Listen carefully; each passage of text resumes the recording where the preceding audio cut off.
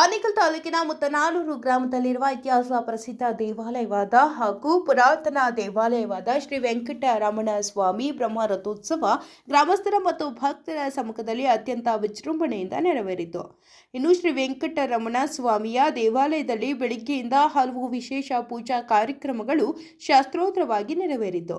ಇನ್ನು ಶ್ರೀ ವೆಂಕಟರಮಣ ಸ್ವಾಮಿಯ ಬ್ರಹ್ಮರಥೋತ್ಸವ ಅಂಗವಾಗಿ ನೂತನ ತೇರನ್ನು ನಿರ್ಮಾಣ ಮಾಡಿ ತೇರಿನಲ್ಲಿ ಸ್ವಾಮಿಯ ಕುಳ್ಳಿರಿಸಿ ಮೆರವಣಿಗೆ ನಡೆಸಿದ ದೃಶ್ಯ ರೋಮಾಂಚನವಾಗಿತ್ತು.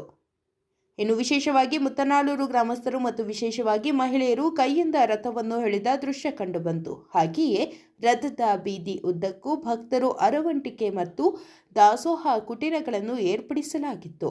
ಇನ್ನು ರಥವು ಮುತ್ತನಾಳೂರು ಗ್ರಾಮದ ಪ್ರಮುಖ ರಸ್ತೆಗಳಲ್ಲಿ ಸಂಚರಿಸುತ್ತಿದ್ದಂತೆ ಭಕ್ತರು ಹಾಗೂ ಗ್ರಾಮಸ್ಥರು ಗೋವಿಂದ ಗೋವಿಂದ ಎಂದು ಘೋಷಣೆ ಕೂಗಿದ್ರು. ಜೊತೆಗೆ ಭಕ್ತರು ರಥ ಮೇಲೆ ಬಾಳೆಹಣ್ಣು ಎಸೆದು ತಮ್ಮ ಭಕ್ತಿಯನ್ನು ಸ್ವಾಮಿಗೆ ಅರ್ಪಿಸಿದ ದೃಶ್ಯ ಕಂಡುಬಂತು. ಇನ್ನು ಕಾರ್ಯಕ್ರಮದಲ್ಲಿ ಸ್ವಾಮೀಜಿಗಳು, ಮುತ್ತನಾಳೂರು ಗ್ರಾಮದ ಹಿರಿಯರು ಮತ್ತು ಯುವಕರು, ಮಹಿಳೆಯರು ಭಾಗವಹಿಸಿದ್ರು.